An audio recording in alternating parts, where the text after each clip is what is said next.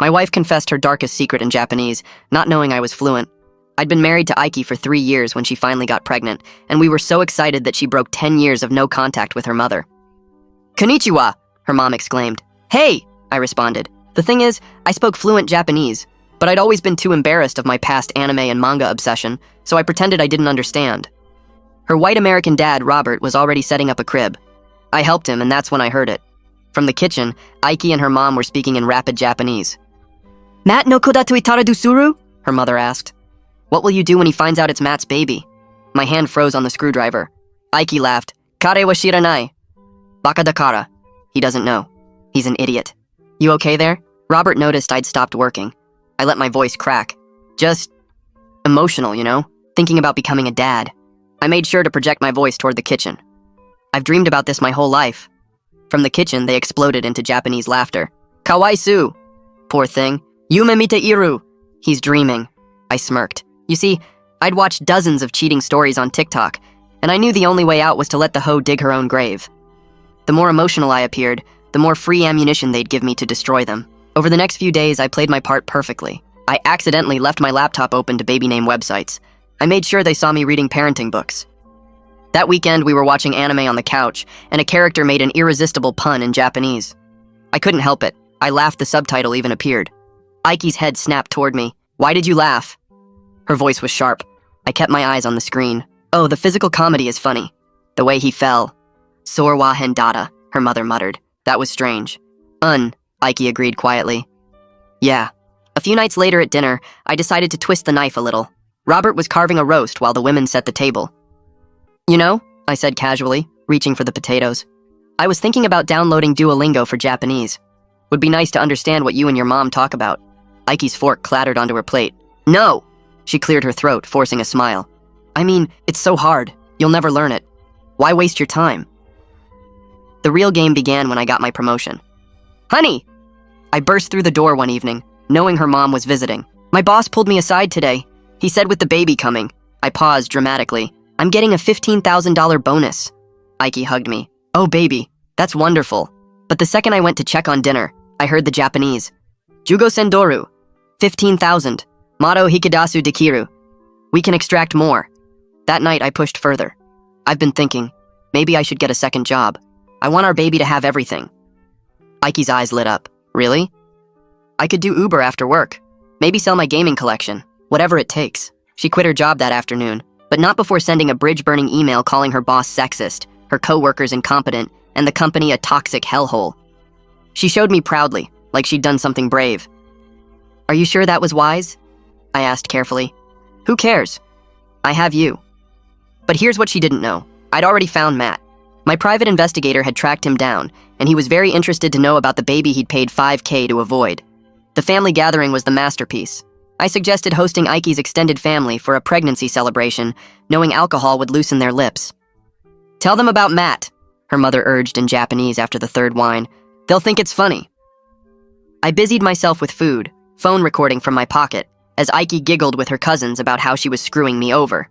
Some laughed, others looked horrified. Her aunt tried to shush her, but Aiki was on a roll. "Mata ninshin shitara, mata onaji koto suru." If I get pregnant again, I'll do the same thing. That's when I made my move. I walked in with appetizers, smiling blankly. "What are you all laughing about? I wish I could understand." The guilty silence was deafening. Several cousins couldn't meet my eyes. "Just girl talk," Aiki slurred, even though we agreed she wouldn't drink alcohol. "About babies?" I asked innocently. "I love baby talk. Even if I can't understand the language, I can feel the joy." That evening, I scheduled a work trip for the following week, then made sure Aiki knew I'd be gone for 3 days. What she didn't know was that I'd be in town, working with my lawyer and the private investigator. Or that the security system I'd surprised her with had audio recording in every room. As I kissed her goodbye, she was already on the phone with her mother, planning Jason's visit, a new boyfriend she had lined up. The next morning, I sat in my car outside a coffee shop, phone connected to my laptop, transferring the audio files to 3 different cloud accounts. My hands shook as I listened again to Aiki's voice saying she'd do it all over if she got pregnant a second time, and I had to pause the playback to breathe through the anger that squeezed my chest. This wasn't just evidence of what she'd done, it was proof of who she actually was, someone who saw me as a resource to exploit, rather than a person to respect. I labeled each file with dates and timestamps, creating a system that would let me find specific conversations later if I needed them. The recording from the family party was the longest, over 2 hours of Japanese chatter that included at least 15 minutes of direct discussion about Matt and the baby. I made notes in a separate document, translating key phrases and marking the exact timestamps where Aiki or her mother said something particularly damning. By the time I finished organizing everything, it was almost noon, and my coffee had gone cold. I pulled up Maria Whitaker's number and called her office, my stomach tight with nervous energy about laying all of this out for someone else to examine. She answered on the second ring with a brisk greeting that immediately steadied my nerves. I told her I had recordings from the family party and new information about Jason, and she said to bring everything I had and come by at 3. Her voice was matter-of-fact, like this was just another case rather than my entire life falling apart, and somehow that professional distance made it easier to breathe. I spent the next 2 hours at the coffee shop, reviewing my notes and making sure I could explain the context of each recording without getting too emotional. I needed to present this clearly, show her the pattern of deception rather than just dumping my anger on her desk. Maria's office was in a strip mall between a dry cleaner and a tax preparation service, which felt appropriately unglamorous for the work of documenting betrayal. Inside, the walls were covered with certificates and a few generic landscape photos, and Maria herself sat behind a desk piled with file folders and a laptop covered in coffee rings. She was maybe 50, with short gray hair and reading glasses hanging from a chain around her neck, and she gestured for me to sit while she pulled out a legal pad. I played her selected clips of the Japanese conversations, pausing after each one to provide my translation and explain who was speaking. She took notes in quick, efficient handwriting, occasionally asking me to replay a section or clarify a phrase. When I got to the part where Aiki's aunt tried to shush her at the party, Maria looked up and asked if any other family members seemed uncomfortable with what was being said. I told her about the cousins who wouldn't meet my eyes afterward, and she made a note with a star next to it. Maria set down her pen and explained that while the recordings might not be admissible in court depending on state laws, they were incredibly valuable for building a full picture and identifying potential witnesses. She said judges often viewed secret recordings with suspicion, especially in divorce cases, and we needed to be strategic about what we presented and when. I felt frustration rise in my throat because I'd worked so hard to gather this evidence, but she held up a hand and said that didn't make the recordings useless. They told us who knew what and when, which meant we could build a legal case through texts, financial records, and witness statements, rather than relying solely on surveillance. She suggested we prioritize those legal evidence channels, using the recordings as a roadmap for what to look for, rather than as the evidence itself. I understood the practical wisdom in her approach, even though part of me wanted to just play the recordings in court and watch Aiki's face as everyone heard the truth. That evening, I maintained my distant but present act with Aiki, responding to her questions about my day with vague answers about work projects and deadlines. She was scrolling through baby furniture websites on her tablet, asking my opinion on cribs that all looked basically the same to me, and I gave responses that were polite but non-committal.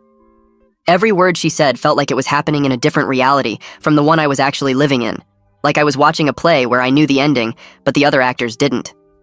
She showed me a changing table she liked, and I nodded, thinking about how I'd never actually use any of this furniture. The disconnect between what she thought was happening and what was actually happening made my head hurt, but I kept my face neutral and my voice steady. When she asked if I was feeling okay, I told her I was just tired from the long day, and she accepted that without question. I scheduled a consultation with Wallace Greco for the following morning, a family law attorney Maria had recommended who specialized in complex divorce cases involving paternity disputes. His phone screening had been thorough, asking detailed questions about the timeline of Aiki's pregnancy, when I first suspected the affair, and what evidence I'd gathered so far. He'd explained his fee structure clearly and told me to bring copies of our financial statements, the marriage certificate, and any documentation related to the pregnancy. I spent the evening organizing documents into labeled folders, creating a timeline of events that started with Aiki's mother coming back into her life and ended with Jason's planned visit during my fake work trip. The clinical act of arranging papers and dates helped me feel like I was taking concrete action rather than just drowning in emotion.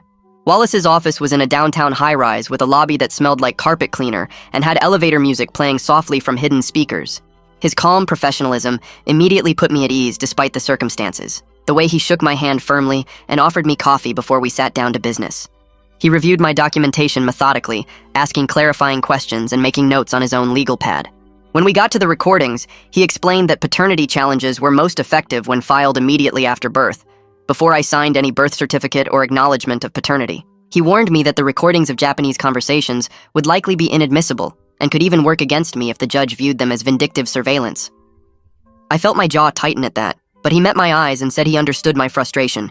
He just needed me to understand the legal reality we were working within. Wallace outlined a filing sequence that started with legal separation, followed by a paternity challenge once the baby was born and DNA results were available. He explained that prenatal paternity testing existed, but courts preferred post-birth testing for legal proceedings, and any testing I arrange now would be for my personal knowledge only. I asked about protecting my finances in the meantime, and he advised opening a separate bank account and documenting all marital expenses. He said that as a spouse before any separation filing, I had the legal right to transfer half of our joint savings into my own account. And I should do that immediately to prevent Ike from draining the accounts once she realized I knew the truth. He also recommended I start tracking every dollar she spent, creating a paper trail that would show her spending patterns and financial dependence. I opened a new bank account that afternoon at a different branch of our bank, where nobody would recognize me and mention it to Ike. I transferred exactly half of our savings, which came to just over $11,000, and felt a grim satisfaction at taking this concrete step. I also started a spreadsheet on my laptop, logging every baby item purchase Ike made, every grocery receipt, every utility bill. The clinical nature of this financial accounting helped me feel like I was building a case rather than just drowning in betrayal. Each number I entered was another piece of evidence, another fact that would support my position when this all came out in the open.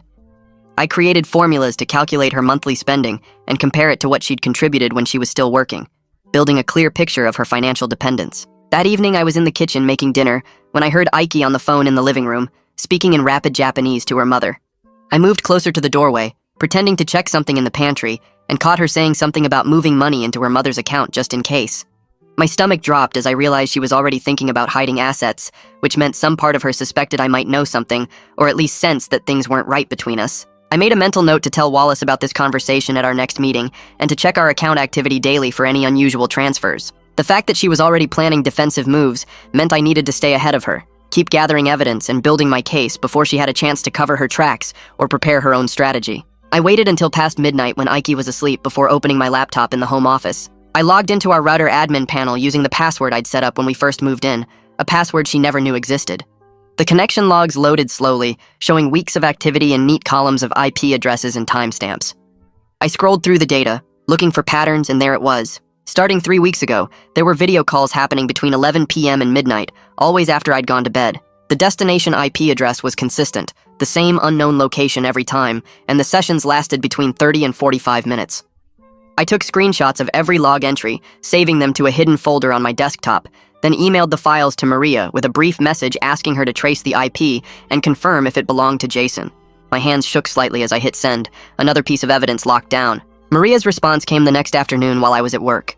The IP address belonged to an apartment complex on the west side of town, and she'd already pulled the resident directory. Jason Martinez, age 28, Unit 3B. She'd run a background check too, sales job at a tech company downtown, no criminal record, single based on his social media profiles where he posted gym selfies and pictures of his dog. I sat in my car during lunch reading Maria's email, trying to process the bizarre triangle I was stuck in. Ike was pregnant with Matt's baby, married to me, and already setting up her next relationship with Jason. The absurdity of it would have been funny if it wasn't actively destroying my life. I forwarded Maria's findings to my personal email backup and added Jason's details to the spreadsheet I was keeping. That evening, I searched online directories for therapists who specialized in betrayal trauma and divorce preparation. I found Devora Gray's profile on a counseling website, her credentials listed along with a photo showing a woman in her 50s with kind eyes and gray hair. The intake form was detailed, asking about my emotional state, whether I had thoughts of harming myself or others, my support system, my goals for therapy. I filled it out honestly in the parking lot of a grocery store, typing on my phone that I was angry and hurt, but not dangerous. Just desperate for a space to process this situation without falling apart or doing something stupid. I submitted the form and received an automated response that someone would contact me within 24 hours to schedule an appointment. Devora's office called me the next morning, and I scheduled my first session for Thursday afternoon. When the day arrived, I left work early and drove to a small office building near the hospital. The waiting room had comfortable chairs and magazines nobody ever read, the kind of generic professional space that could be a dentist or accountant just as easily as a therapist. Devora met me at the door, shaking my hand and leading me to her office where 2 armchairs faced each other with a small table between them. I sat down and started talking, the whole story pouring out in a rush. She listened without interrupting, taking occasional notes, her face neutral but attentive. When I finished, she asked me what I hoped to achieve through all this evidence gathering. I told her I wanted to expose Ike in front of her entire family, make sure everyone knew what she'd done. Devora nodded slowly and asked whether that would serve my healing or just my anger. The question hit me harder than I expected, sitting in my chest like a weight for the rest of the session and following me home afterward. I didn't have a good answer. Over the next week, I started quietly removing things from the house during my lunch breaks. I rented a storage unit across town, one of those climate-controlled spaces with a rolling door and fluorescent lights. I took my parents' photo albums first, the leather-bound books my mom had kept for decades. Then the letters my dad wrote to my mom when they were dating, stored in a shoebox in our closet. I grabbed a few pieces of furniture that had belonged to my grandparents, small items that fit in my car trunk. Each trip felt like dismantling the life I thought I was building, packing away pieces of my history before they could become collateral damage in whatever confrontation was coming. I photographed everything as I loaded it into the storage unit, creating a digital inventory in case I needed proof later of what belonged to me. Ike noticed the missing wedding photo on Thursday evening.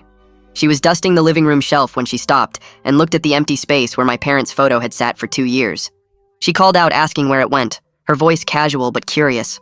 I walked in from the kitchen and told her I'd taken it to get the frame repaired, that the corner was coming loose and I didn't want it to fall and break the glass. She accepted this explanation immediately, nodding and moving on to dust the next shelf. Her easy acceptance of my lie mirrored exactly how she'd been lying to me for months, and I felt a grim satisfaction at turning her own tactics back on her. The photo was actually in my storage unit, wrapped carefully in bubble wrap and stored in a box labeled with my parents' names. Maria called me on Friday with news about Matt.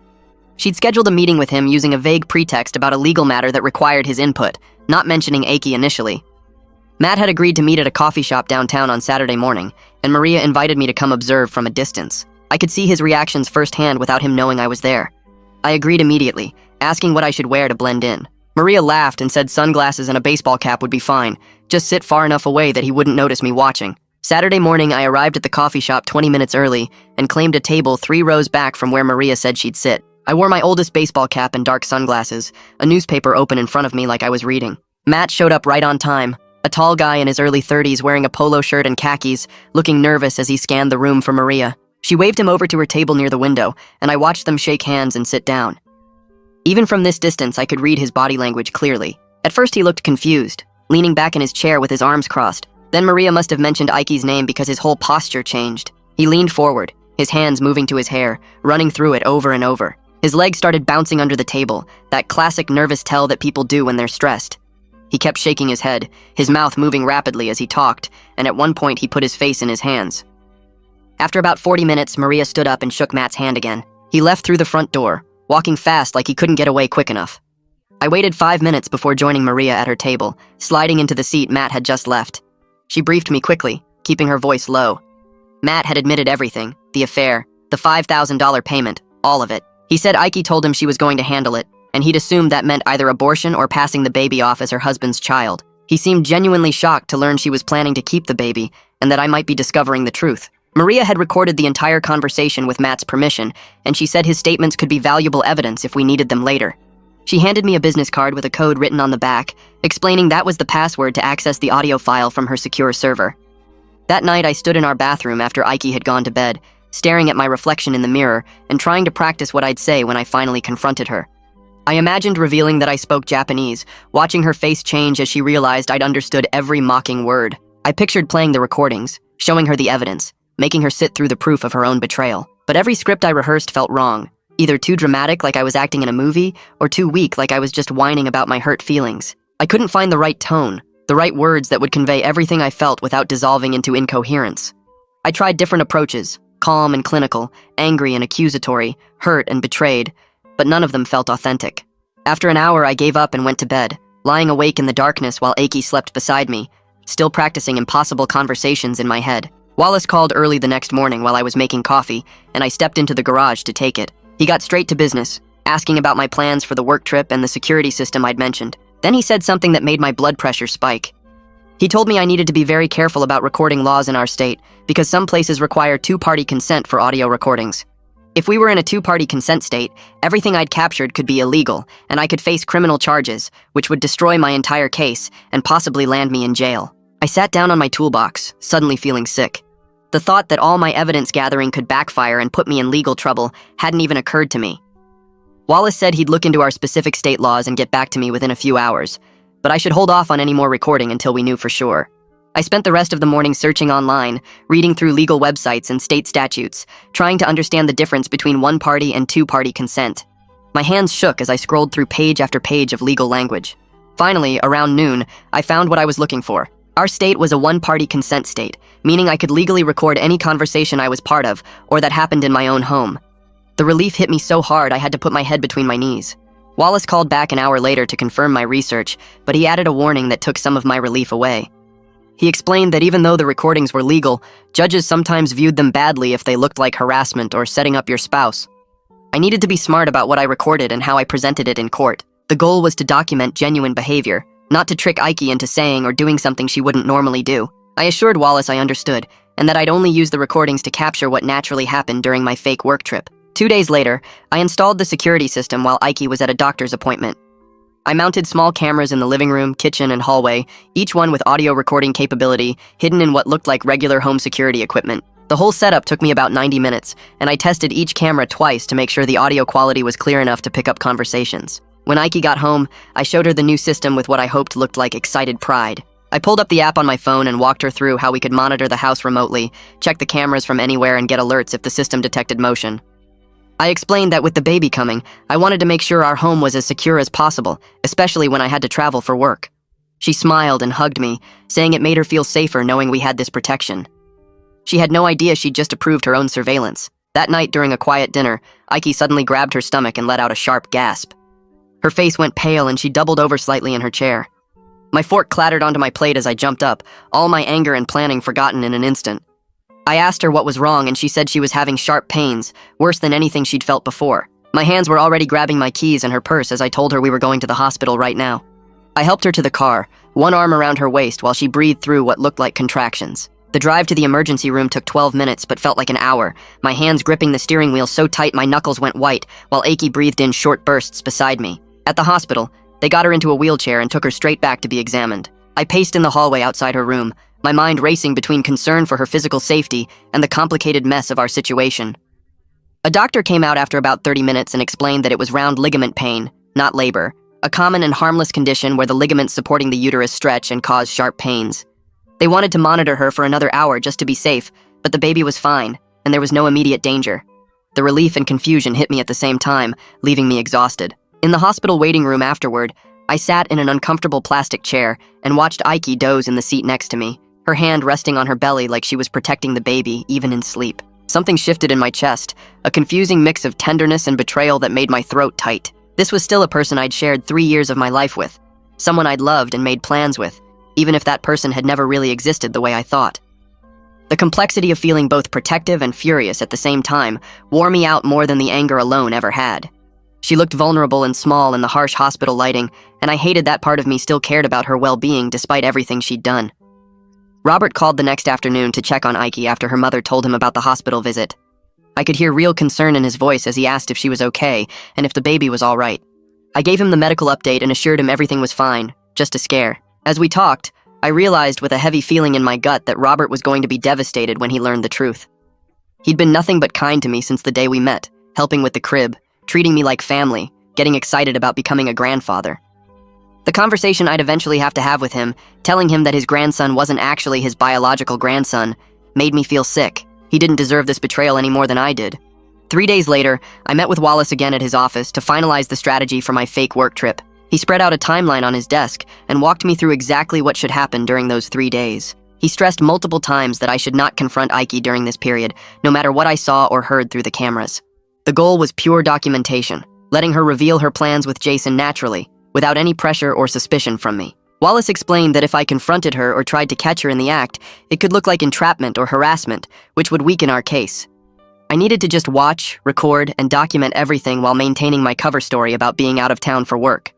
That evening at dinner, I told Ike about my work trip scheduled for the following week. I explained it was a mandatory training session in a city 3 hours away, something my boss had signed me up for months ago that I couldn't get out of.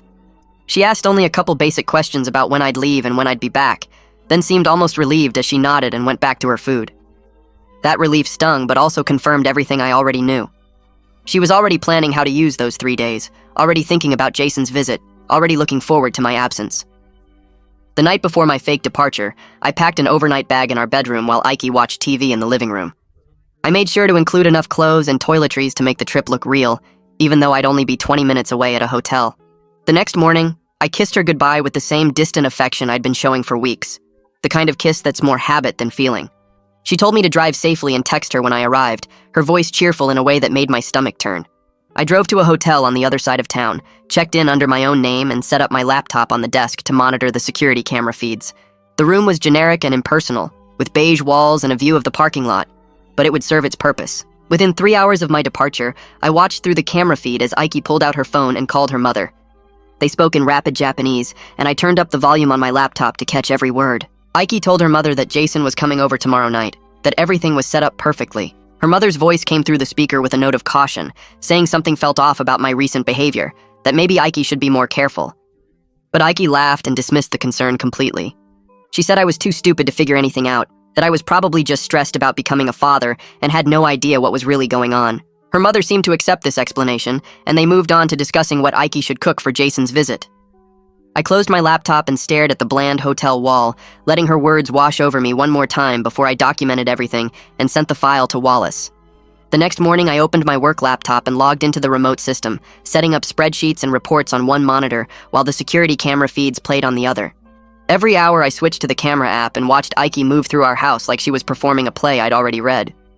She made breakfast around 9, scrolling through her phone at the kitchen table. She watched TV on the couch for most of the afternoon, some reality show I could see flickering on the screen. Around 1, she heated up leftovers and ate them standing at the counter.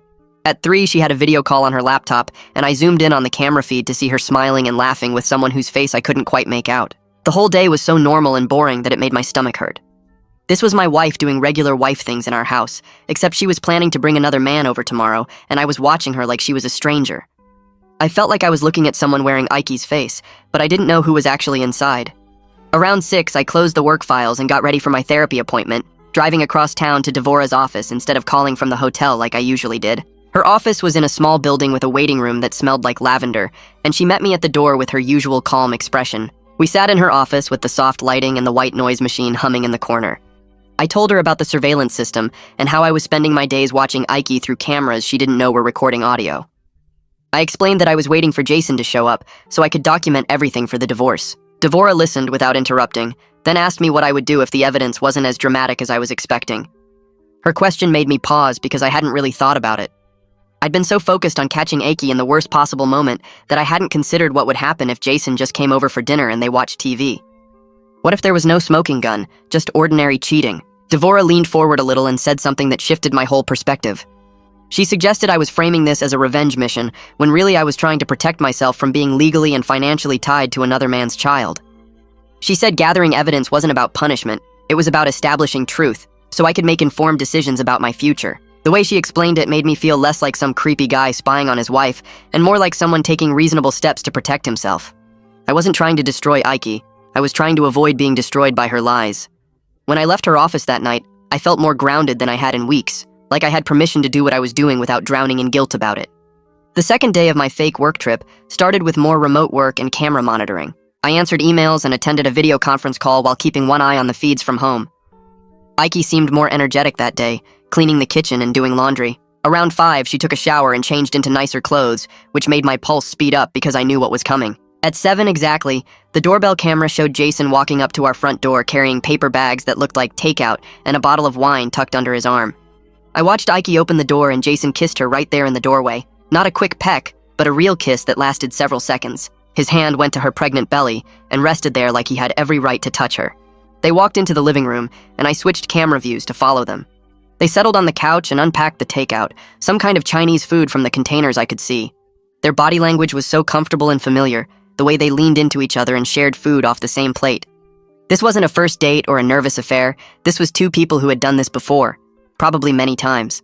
They were playing house in my actual house, sitting on my couch, eating at my coffee table, acting like this was their life together.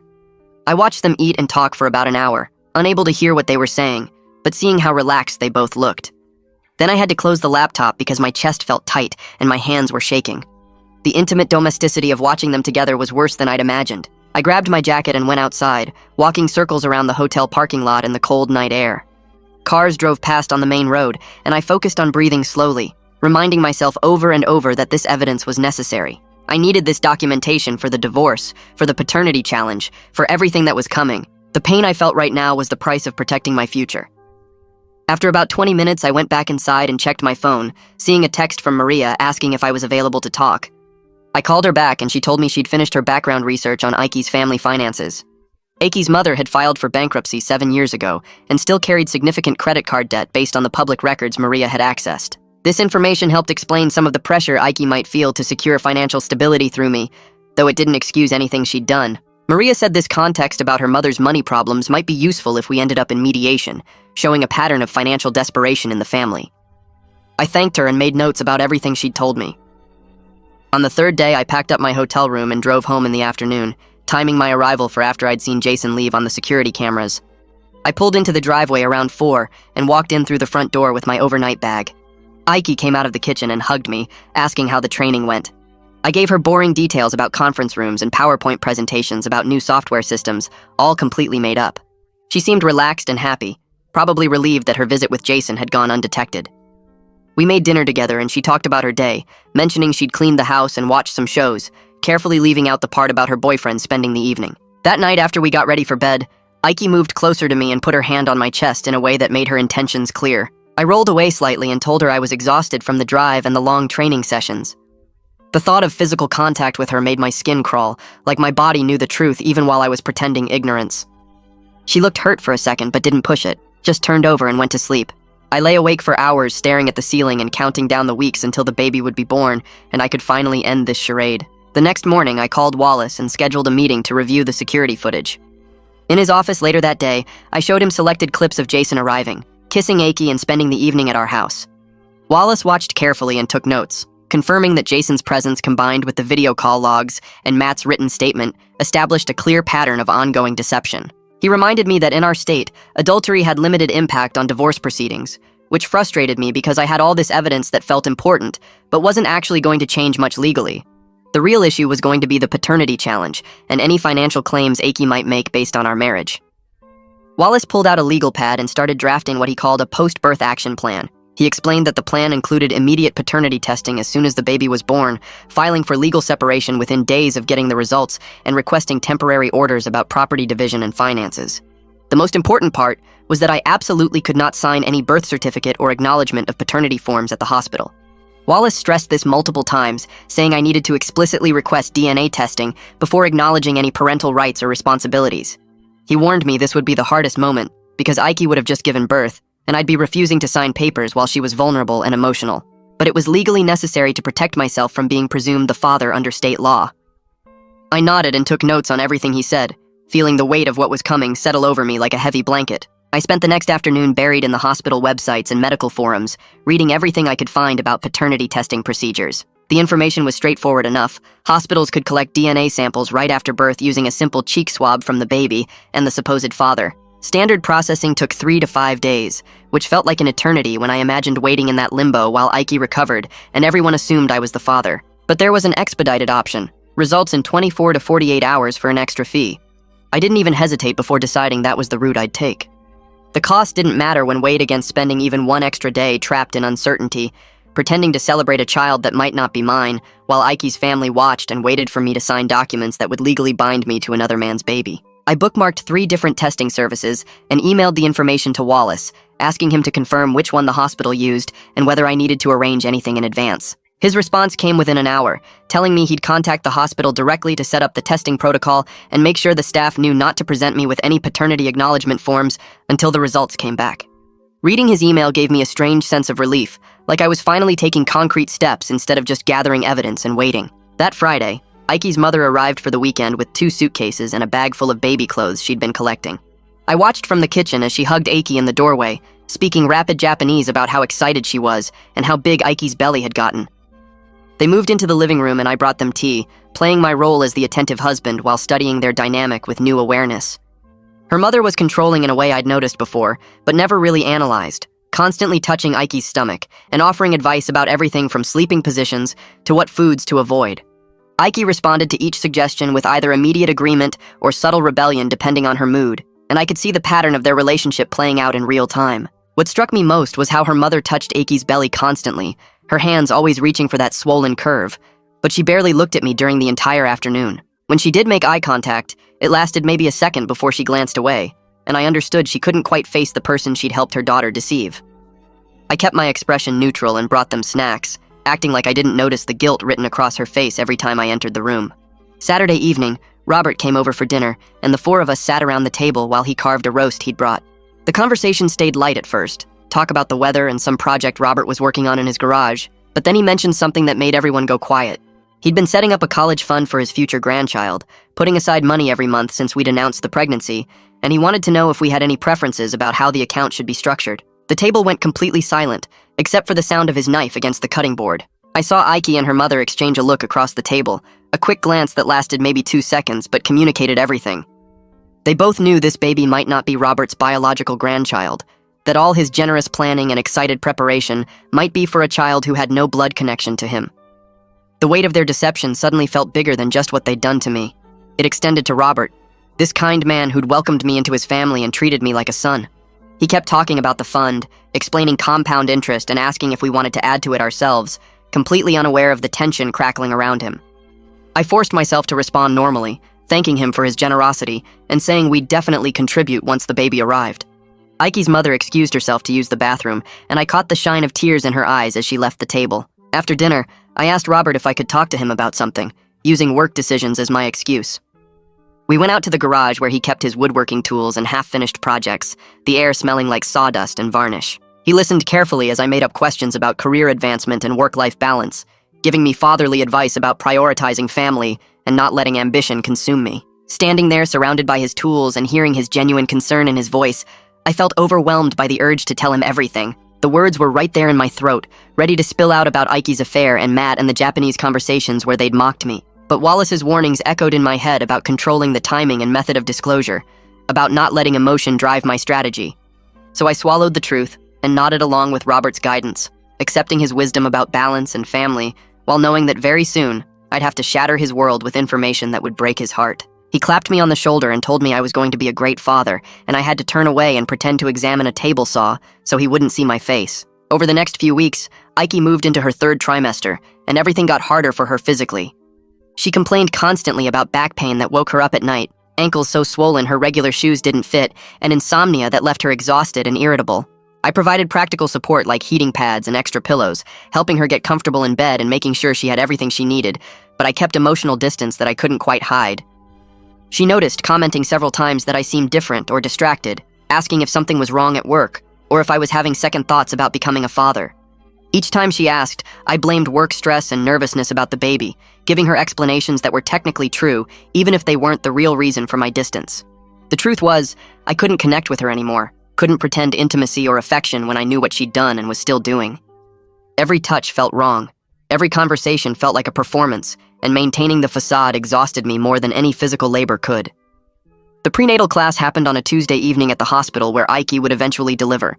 We sat in a circle with 6 other couples while an instructor demonstrated breathing techniques and labor positions, everyone else seeming genuinely excited and connected. I felt like an actor in a play, going through motions that had no authentic meaning behind them. The instructor asked partners to practice supportive touch, showing us how to apply pressure to the lower back during contractions. I placed my hands on Ike's back with clinical detachment, following the technical instructions but feeling nothing, and she turned her head to give me a confused look. The other couples were laughing and joking, the men making nervous comments about fainting in the delivery room, while their wives rolled their eyes affectionately. I stayed silent through most of the class, only speaking when directly addressed, and Ike kept glancing at me with an expression I couldn't quite read. On the drive home, she asked again if I was okay, and I told her I was just processing everything and feeling overwhelmed by the responsibility. She seemed to accept this explanation, reaching over to squeeze my hand, and I let her hold it while keeping my eyes on the road. Maria called me the following Monday to say her final investigation report was complete. I met her at her office that afternoon, and she handed me a bound document that laid out everything in clear, organized detail. The timeline of Ike's affair with Matt, including dates and locations where they'd met. The $5,000 payment Matt had made, with bank records showing the transfer. The ongoing relationship with Jason, documented through surveillance footage from my home security system and the video call logs I'd pulled from our router. Witness statements from Matt admitting to the affair and the payment. The family gathering recordings where Ike and her mother had discussed the deception in Japanese. Maria had organized it all into a narrative that could be presented to a judge if necessary, complete with exhibits and supporting documentation. I flipped through the pages feeling a strange mix of vindication and sadness, seeing my wife's betrayal reduced to bullet points and timestamps. Maria warned me again that Wallace was still cautious about relying too heavily on the surveillance footage, explaining that some judges viewed that kind of evidence negatively, even when it was legally obtained. But she'd done her job thoroughly, giving me every piece of information I might need to protect myself legally and financially. That week, I had a therapy session with Devora, where she asked me a question that stopped me cold. What outcome would actually satisfy me at this point? I sat there in her office trying to articulate an answer, and realized I didn't want Aiki to suffer or be destroyed. I just wanted to be free. Free from the legal obligation of raising another man's child, free from the financial responsibility of supporting someone who'd deceived me, free from being mocked in a language I supposedly didn't understand. Devora helped me work through this, asking questions that clarified my actual goals versus the revenge fantasies I'd been entertaining. She pointed out that my evidence gathering had been about self-protection, not punishment, and that distinction mattered both legally and emotionally.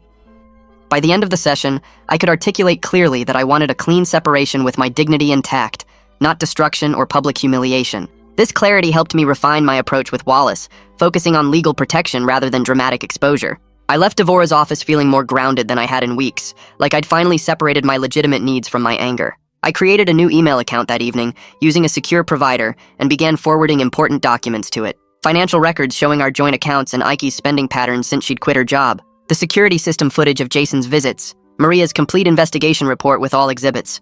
Wallace's legal strategy memos and the draft separation papers. Everything I might need if Aiki tried to delete or destroy evidence once she realized I knew the truth. I also sent access credentials to both Maria and Wallace, giving them permission to retrieve these files if anything happened to my primary accounts, or if I became unable to access them myself. The process took over an hour, carefully organizing files and making sure everything uploaded correctly, but I felt better knowing there were multiple backups. Wallace had warned me that Aiki might try to lock me out of joint accounts or hide assets once separation papers were filed, and this email archive gave me insurance against that possibility. Aiki's due date was now just 2 weeks away, and the house filled with baby supplies that felt like props in a theater production. I spent a Saturday afternoon assembling the crib Robert had bought, following the instructions and tightening screws while knowing I'd probably never use this furniture. The car seat sat in its box in the garage, waiting to be installed. Tiny clothes hung in the nursery closet, organized by size. I moved through these tasks mechanically, setting up a home for a baby I wouldn't be raising, and the disconnect between my actions and my knowledge created a dreamlike state where nothing felt quite real. Aiki came in while I was working on the crib and stood in the doorway watching me, her hand resting on her belly. She asked if I was excited and I said yes, keeping my voice steady. She moved closer and put her arms around me from behind, or tried to given her size, and I stood there letting her hold me while staring at the half-assembled crib and counting down the days until I could finally end this performance. Wallace's email arrived on a Thursday morning with the subject line, "Documents for Review." I opened the attachment and spent the next 2 hours reading through legal language that made everything feel suddenly real in a way the surveillance footage never had.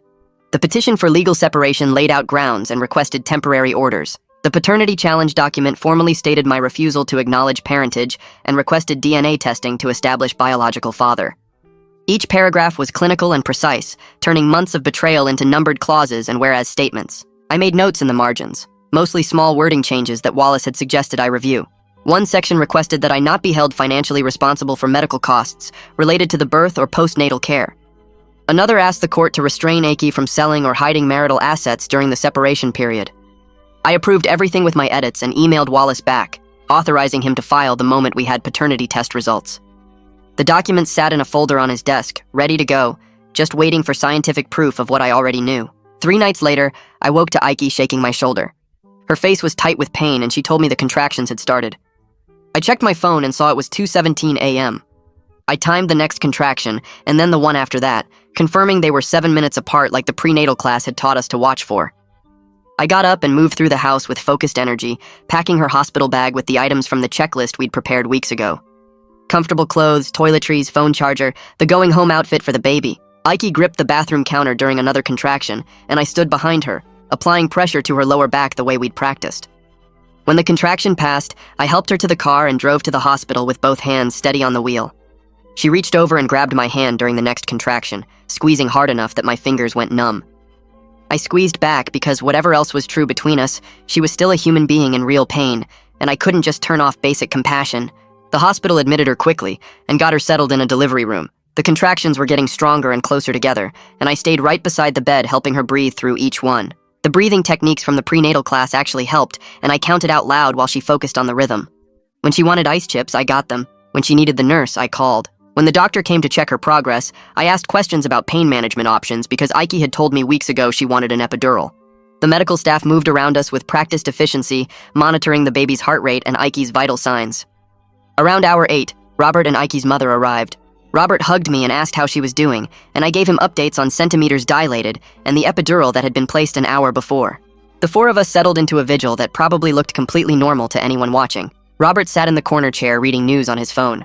Ike's mother stood near the bed speaking quietly to her daughter in Japanese. I stayed close to Ike, wiping her forehead with a cool cloth and helping her shift positions when her back hurt.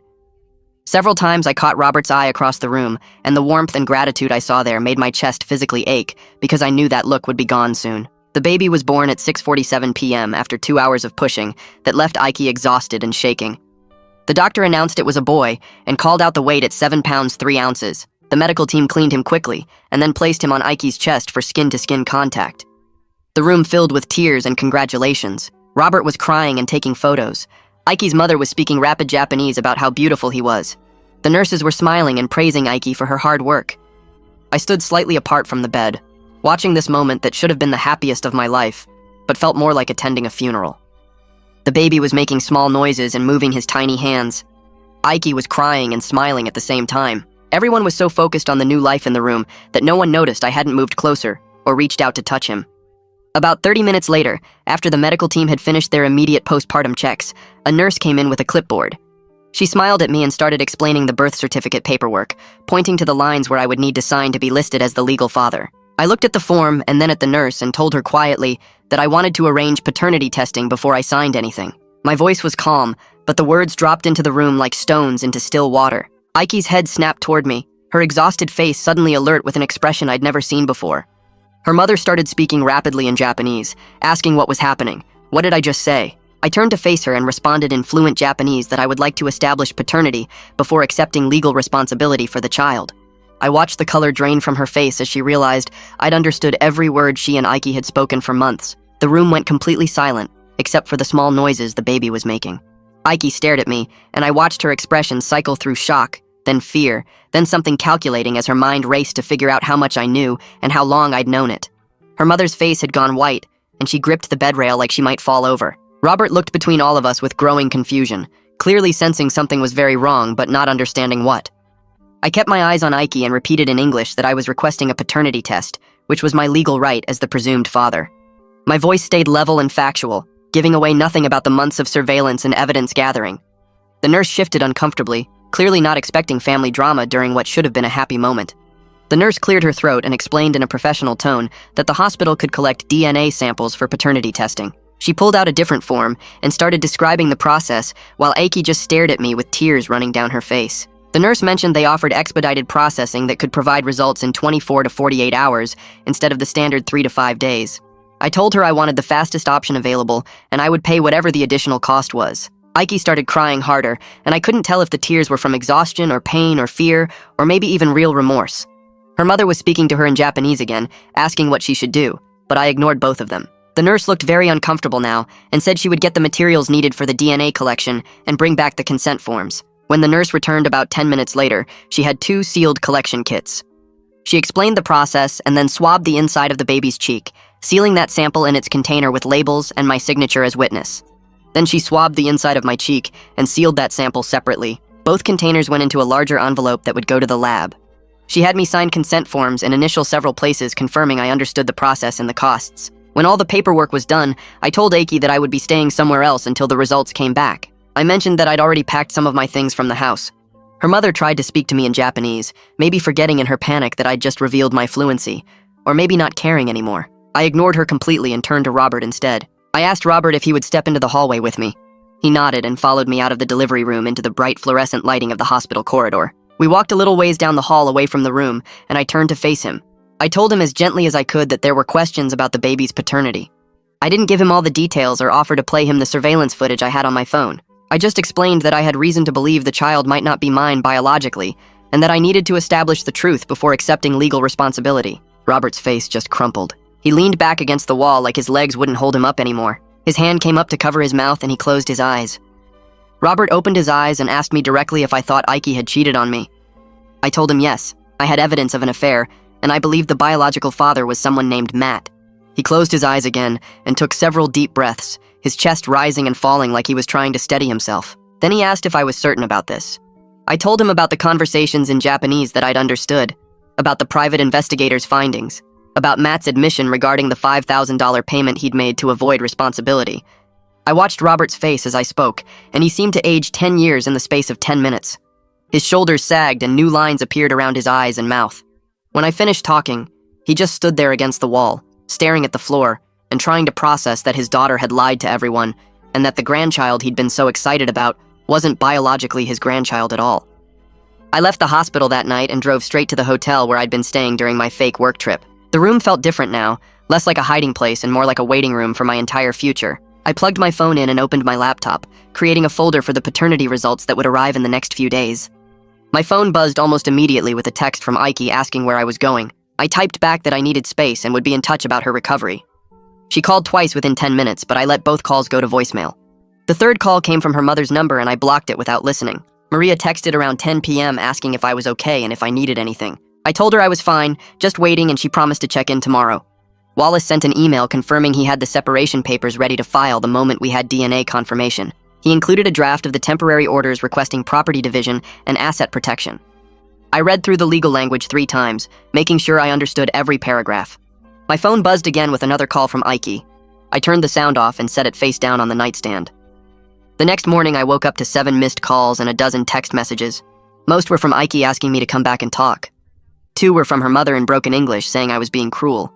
1 was from Robert asking if I was safe and if we could talk when I was ready. I responded only to Robert, telling him I appreciated his concern and would call him soon. I spent the day working from the hotel room, taking video calls with my laptop camera angled to hide the generic hotel furniture behind me. My boss asked if everything was okay with the baby, and I said there were some complications we were sorting out. Between meetings, I checked my email every 15 minutes, refreshing the inbox even though I knew the lab said results would take 3 days minimum. Maria called around lunch and I answered. She asked how I was holding up and I told her honestly that I felt numb. She said that was normal, that I was in shock and that the waiting was often harder than the knowing. I thanked her for checking in, and she promised to call again tomorrow. Ike texted that she was scared and didn't understand why I was doing this. I didn't respond. Her mother texted from a different number saying I was destroying the family. I blocked that one too. Wallace called in the evening to go over the timeline once we had results. He explained that service of papers would happen within hours of filing, that Ike would be served at her mother's house where she was recovering. He asked if I was prepared for her reaction, and I said yes. The third day started with my alarm at 6 a.m., even though I'd barely slept. I checked my email before I even got out of bed and saw it. The subject line read, DNA test results, and my hand shook as I opened the attachment. The document was clinical and official, full of technical language about genetic markers and probability calculations. But the conclusion was clear in bold text at the bottom. Based on the genetic analysis, the probability of paternity is 0.0001%, effectively excluding the tested man as the biological father.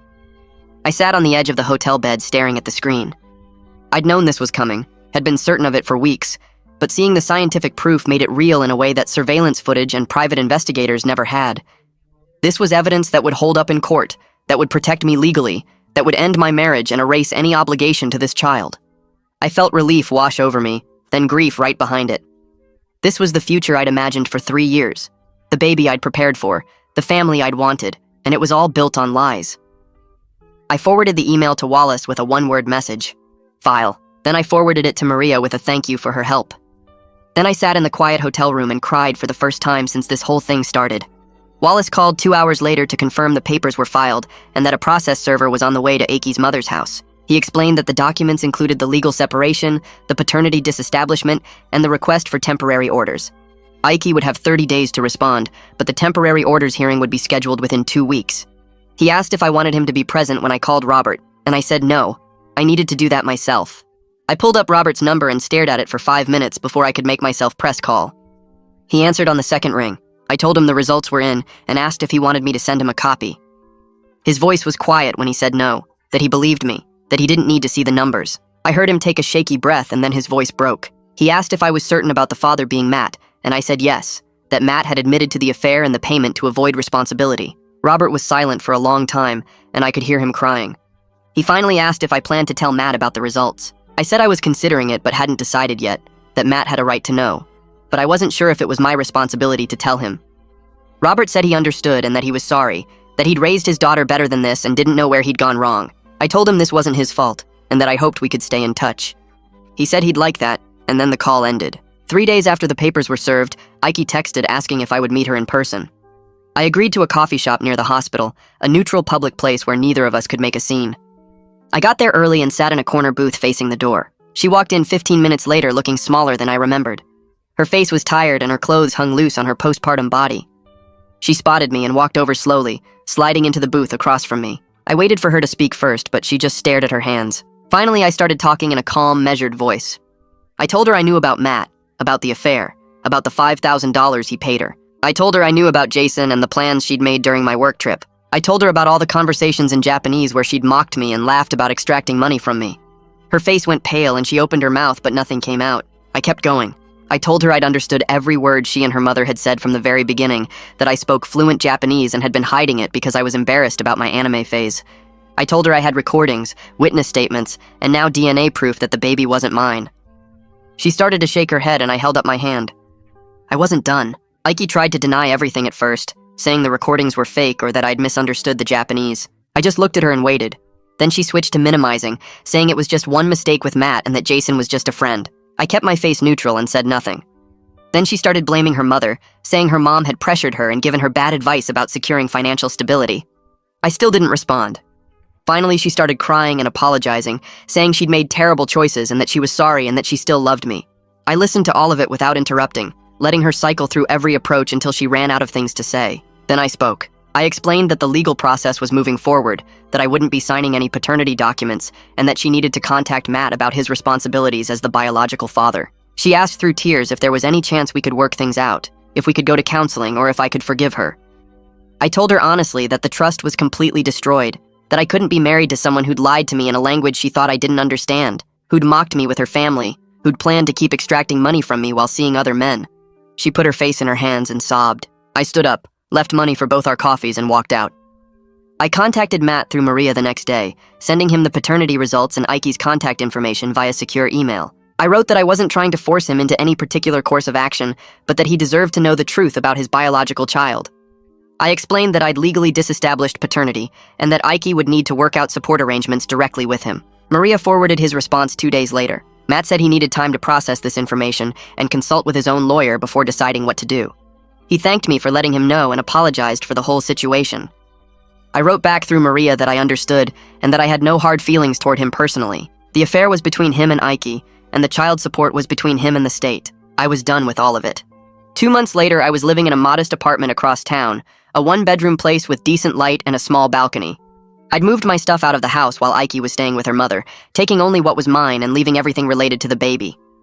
The divorce proceedings were moving slowly through the court system, and Wallace said it would probably take another several months to finalize.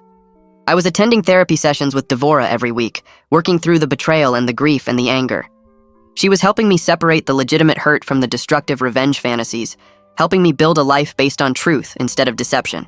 I'd enrolled in an advanced Japanese language class at the community college, finally admitting to people that I spoke the language and even explaining why I'd hidden it for so long. My classmates thought the story was wild, and several of them followed me on social media after I posted about it. Robert and I met for coffee every couple of weeks, 2 men processing grief and betrayal together. We didn't talk much about Ike or the baby, just sat together and shared the quiet understanding of people who'd both lost something. Our relationship would never be what it was when he thought I was going to be his son-in-law, but there was a respect between us that felt honest. I wasn't fine yet, and some days were harder than others. I'd wake up angry or sad or just numb, but I was free from the gaslighting and the mockery and the elaborate deception. I was building a life where I didn't have to pretend or hide or play dumb. That freedom was worth every bit of pain it took to get here. So yeah, that's it. Just one of those everyday stories that somehow sticks with you. Thanks for hanging out. It's always a good time having you here. Come back when you feel like catching up again.